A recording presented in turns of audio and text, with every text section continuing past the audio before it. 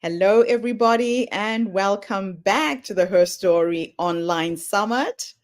This is Gertrude Macha here in beautiful Melbourne, Australia. And today I bring you yet another fascinating speaker here to share her story and enlighten you.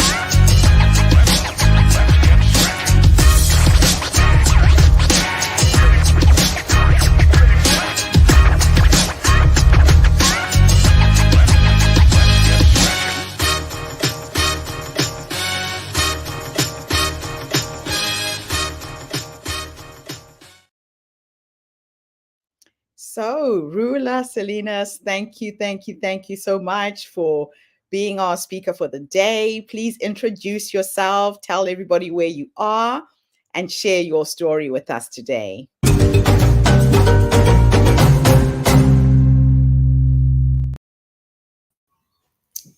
Hi everyone, I'm Roula Selinas. I live on the Gold Coast, Australia, and I do what I do because I'm a double cancer survivor, and the first cancer changed my life and set me on a different path, and I wanted to help people with what I've learnt, and I became an author and a speaker, and since then I've become a registered counsellor and I have my own practice, and I love helping people. I'm passionate about what I do because I feel that it's my purpose.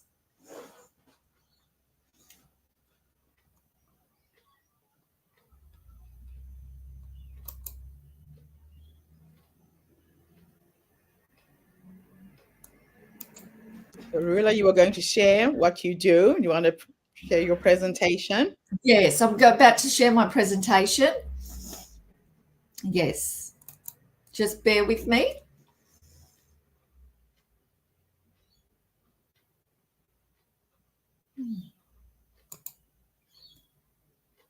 Okay, a little tricky. Why is it not coming up? Entire screen. I'm having a problem here.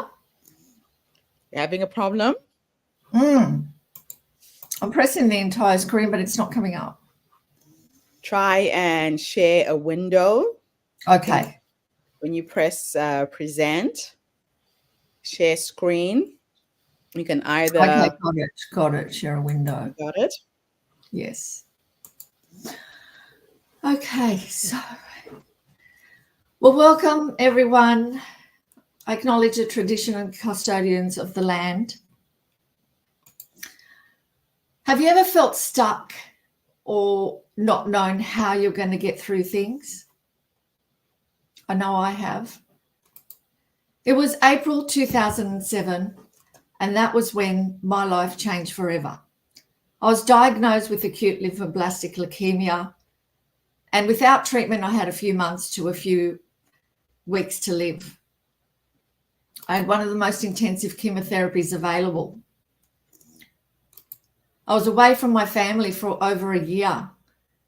I've been knocked down so many times, but I've had to climb that mountain to get back up over and over again. I was faced with so many setbacks and complications. 2 years later, I almost died from pneumonia, and I had a mild stroke. But I was determined to get back to how I was before the cancer. I had so many challenges facing me: chronic fatigue, physically, mentally, spiritually. It challenged me on every level. It also tested my marriage, and we ended up breaking up, and my world had collapsed under me. I was shattered, and I found myself alone for the very first time. It took me a long time for me to build up my strength and be fit, strong, and happy again. 10 years it took me. But 10 years post-transplant, I was delivered another news where I had another cancer, a second cancer.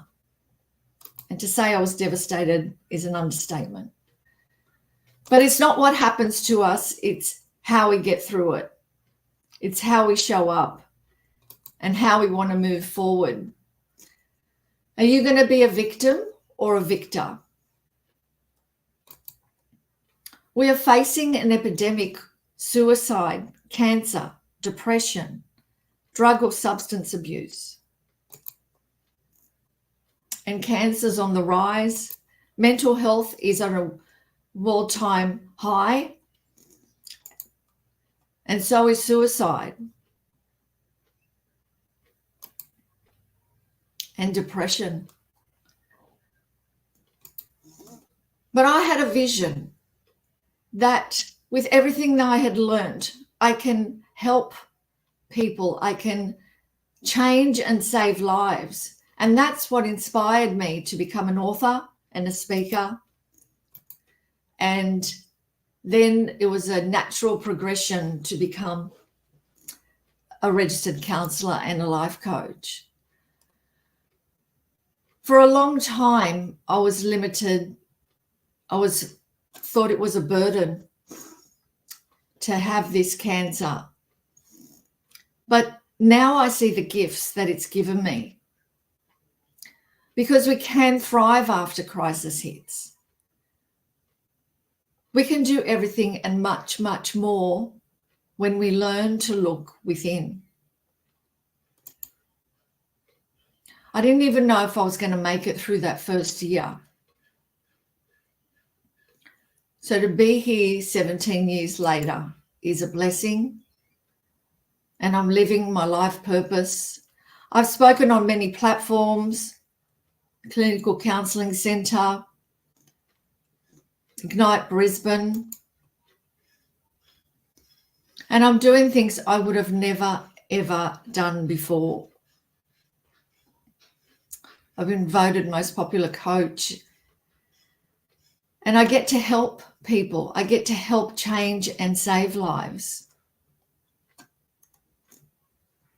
So when I started out, I thought even if I could change one person's life, and for me to be doing this as a speaker and an author and also as a counsellor and a life coach is amazing.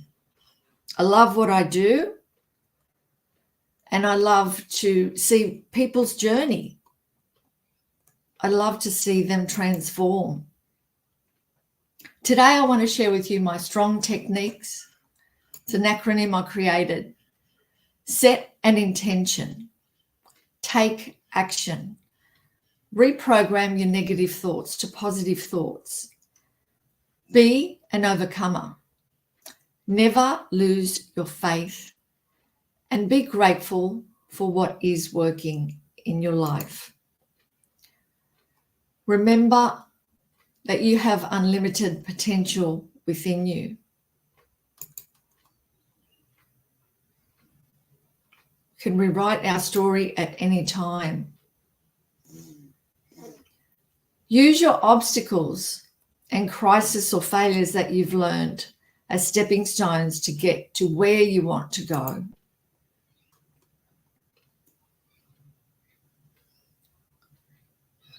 So just don't forget, are you going to make a decision? Are you going to commit? Are you going to take action? Are you going to be consistent with that action? And are you going to do whatever it takes to get to where you want to go?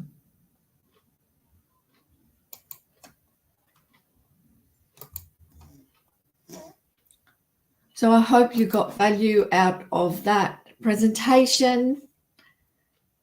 We can open it up to questions. Absolutely wonderful, Roula. Thank you so much for sharing your journey with us. It's just amazing what can happen when you're faced with adversity and you find ways to overcome it. I remember when I was recovering from heart failure, someone saying to me, you have to take everything that's in your path, every obstacle, as a rock on your journey, but instead of jumping over the rocks, turn them over and see what's underneath and explore what you're supposed to learn from each of those challenging experiences. So, what would you Yes. say has been your learnings with all of these challenges that you've gone through? Oh, there's so many, Gertrude. I Mm, would say resilience is one of them. yes. Setting boundaries, and what else? Setting boundaries is a big one for me, Yeah. and not realizing how resilient I am. If you can tap into that inner power and inner will within, it's really powerful. Mm, that's really good. Now, can you share with us the moment when you decided to shift your path towards helping others after your cancer diagnosis? And what was that turning point for you? Sure.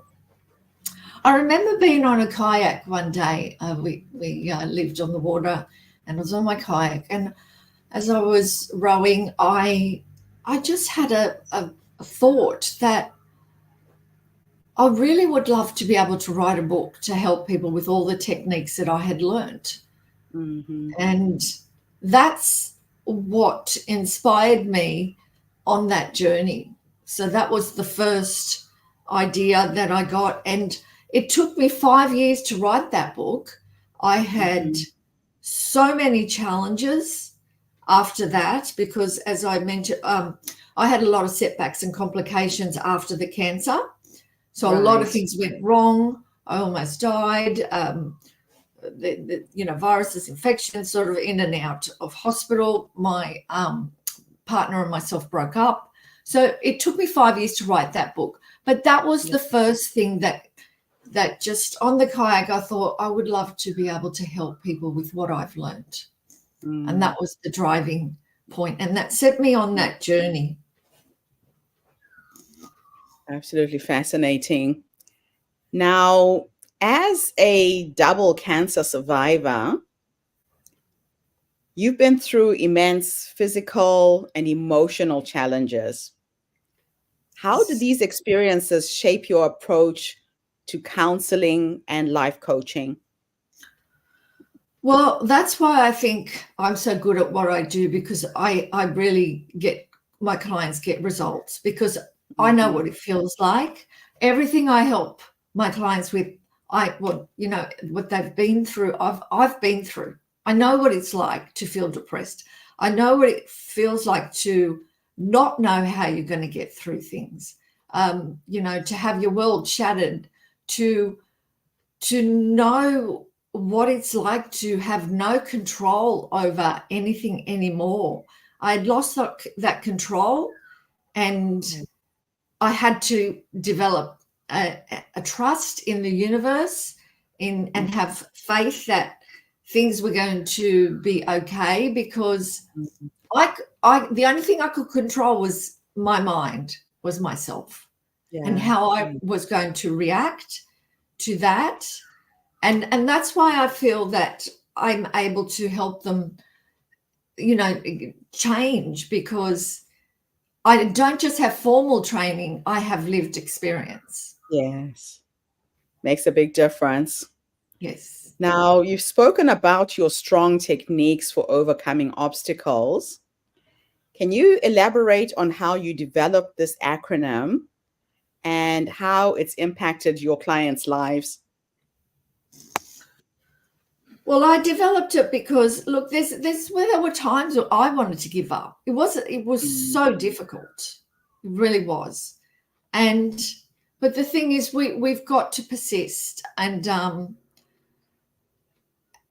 I developed it because I think they're the essential things that we need to do. Set an intention, take action, reprogram your negative thoughts. It's your mind that controls, that helps you move forward. Yes. Be an overcomer. Keep on getting up. Keep on getting up. You're going to get knocked back. And never give up. There's going to be lots of times that you want to give up. Yeah. But if we want something so much, we need to persist and develop that resilience and that will to just keep going. Yes. So what was your biggest challenge after your second cancer diagnosis? And how did you find the strength to rise above it and continue your journey?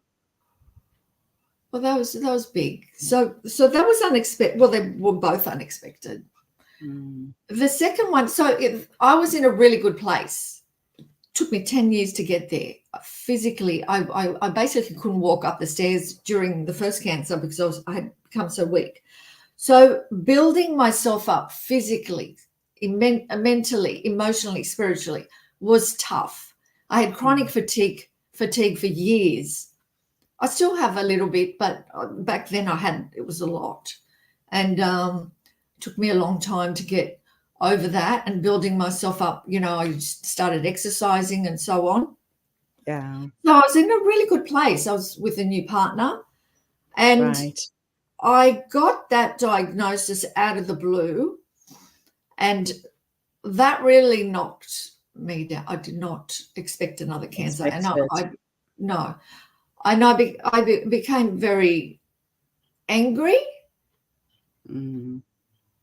Well, shocked again, shocked. I was in shock and angry, and it took me a while to process it.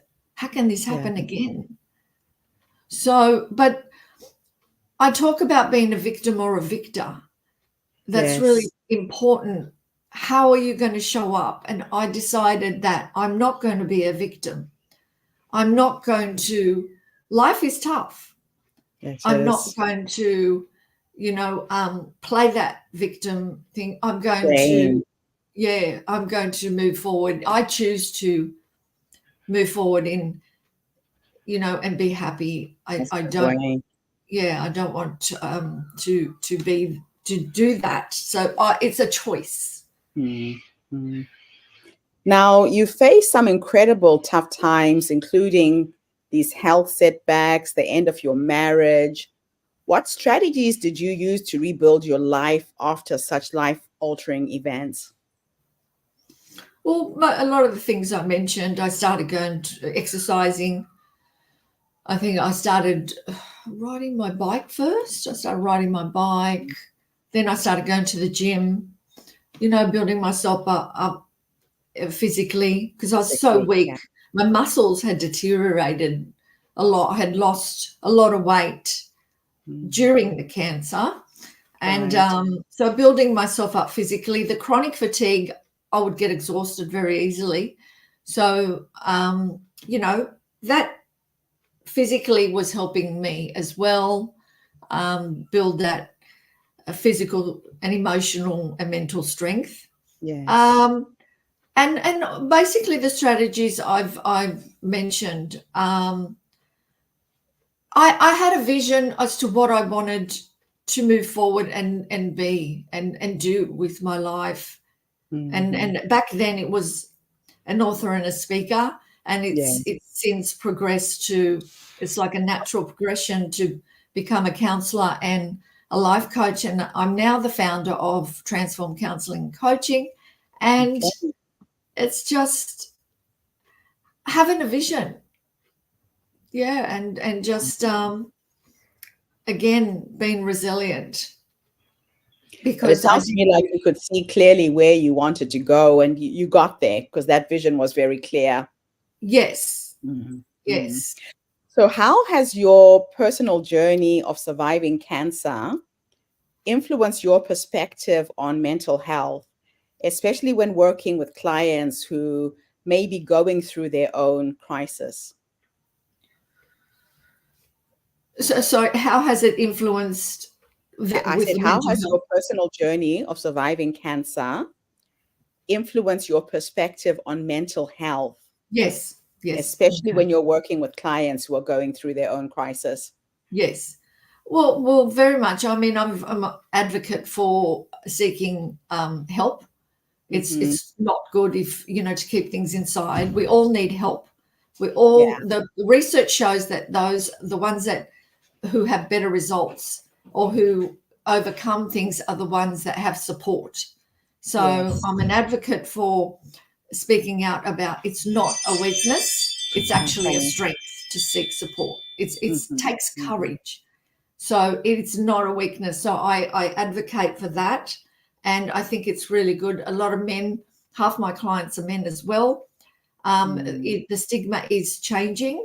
And I think it's really good because we all need a helping hand when we're down. And it's really Yeah. important to be able to learn techniques that are going to help you with coping skills. Yes. So it's about advocating and informing people that's what it's about. Okay, Mm. some people have it's a mental illness, but mental health affects everybody. It When things does. become overwhelming, people can't cope. They're Mhm. overwhelmed with stress, and so it's even helping them with strategies to manage stress, anxiety, to Yeah. manage the challenging events or their relationships, communication, and so on. But mental health, very important. That's why I'm really passionate about this because it's so Good. important to get help. And if I could, I started off saying if I could save one life, I've done my Mhm. thing. You've done your job. Yeah. Now, you mentioned that you originally felt your cancer was a burden, Mm, but you later saw it as a gift. mm. How did you reframe that experience, and how do you help others to see their challenges in a new light? Well, yeah, for many years I felt it was a burden because I had one thing after the other happening. Yeah, yeah. So many setbacks. I didn't see it as gifts until much later when I was better, and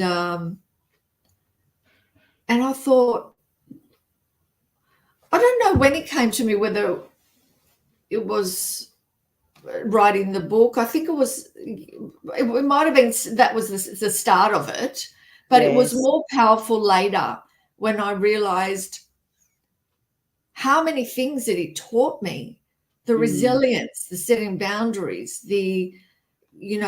I always did look after myself, but setting boundaries was a big one. Um,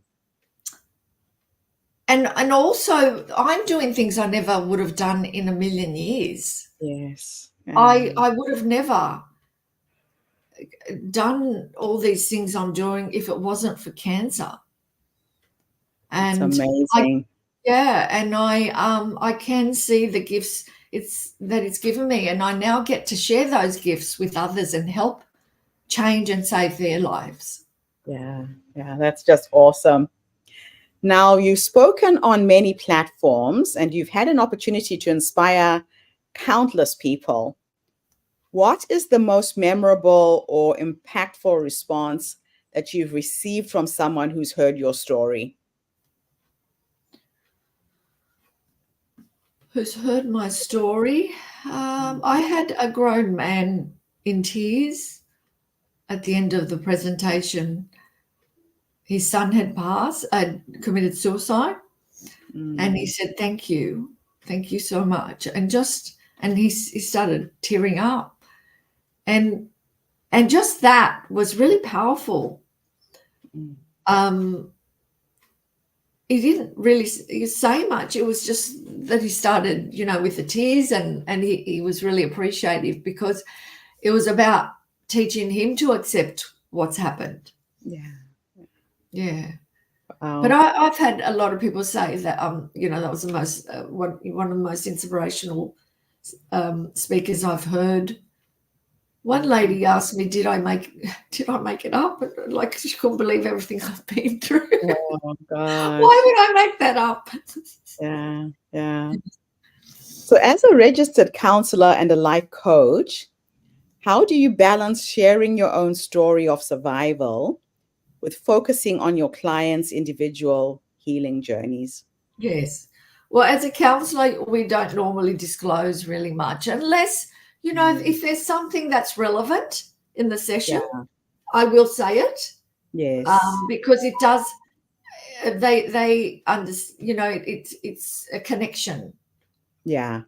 Yeah, yeah. Mm. So I will Mm. share in those cases.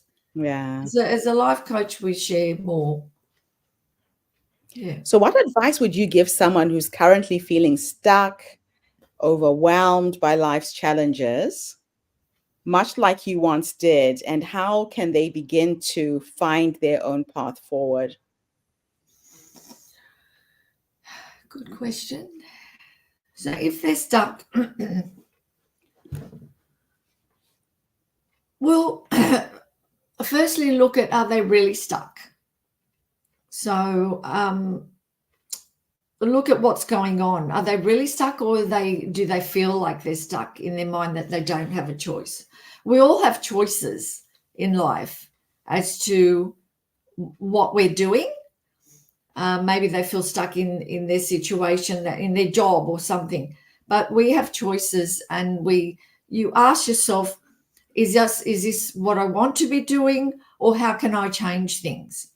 How can I improve things? So a big one is also try not to focus on what's not working, and try and focus on what is working and what you can improve. I think would I be a love good one. that.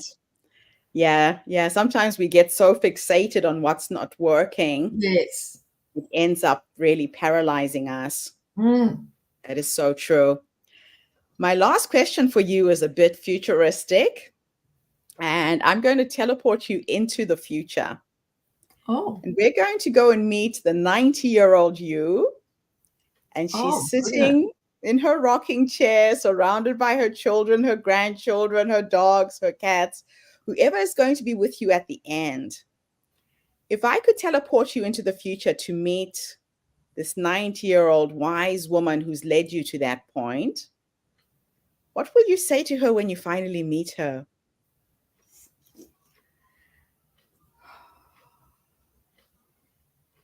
I'm really proud of you. You've overcome so much. I mean, you didn't even know you were going to get through the first year. I'm really proud of you, and I can't believe we're here. It's amazing that life is a gift, and I've been giving 2 or 3 chances at it, and I'm blessed. I love that. Rilla, the reason why I like to ask that last question is because a lot of women don't realize that the wise woman is already in us. She's that quiet voice that tells you to get up when you don't feel like getting up, go left, go right. And a lot of times we look outside of ourselves for the answers, yet the answers are Yes, within. of course. So I have a game that I play where I tune into the energy of who I am becoming. And I talk to her. I will go to sleep sometimes and I can ask a simple question like, what is the next step? And I'll wake up in the morning. Sometimes I have those light bulb moments and I know exactly what my next step is. Mm, Or I will keep talking about what I'm trying to figure out with the people that I bump into, friends and colleagues. And by the end of the day, I've got the answer. love So that. it's all about, going inside because I Yes. think we are equipped with a solution to every challenge we'll ever encounter in life. Hmm. This is Yes. why we get those challenges. The answer is within. So thank you for listening to yourself, for listening to your promptings, surviving 2 cancers, and now empowering so many women and so many people with your story. Thank you for Thank being with you. us today.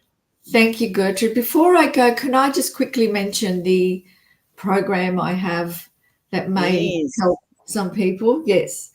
And if you So have a website, type it in the private chat so I can share it on screen. okay, great. I have to find the private chat though.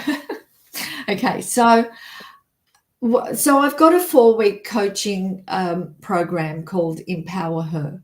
Now it's in production, and it's a beta test program, and it's about smashing your limiting beliefs and move away from fear and worry and stress and managing those and procrastination and being able to design your life and step into your power. And it's a 4-week coaching program, and it's 70% off. And what they get with that is, my four coaching sessions and also 2 personal one-on-ones with me. And Right. yeah, it's starting in October. And if anyone is interested in that, what I ask is, because it's 70% discount, what I ask is that, they help me give me feedback on this program, how I can make it the best program, and I'll personally hold their hand through this. Yeah. So Fantastic. DM me or message me in the chat. I'll put my email in there in the chat if you direct me to where it is.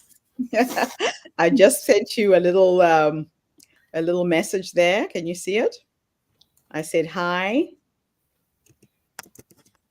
on the side, right-hand side of the screen. Oh, yes. Yeah. Oh, yes. Private chat. So just put in your website there. And thank you to Dr. Susanna Martin. She is on LinkedIn. She said, "Good morning, beautiful ladies from Melbourne. Wonderful to see you there, Dr. Susanna. Thank you for being here and listening to our presentation today. It always inspires me when we get some feedback from people online. Yes. So I'm going to share your website link if anybody wants to get and take advantage of Roula's program, 70% off. Please go online and find her, ladies. Even if it's not for you, you might know somebody who needs this. So this might not be something for you personally, but there might be someone in your circles who could be of benefit to getting some support and help as well. Yes. Thanks so much, Roula. And Thank you thank you so to much. everybody. I'll be back again tomorrow with yet another amazing speaker. In the meantime, have a fantastic day, morning, or evening, wherever Thank you are you. in the world, and bye for now. Thank you, Gertrude.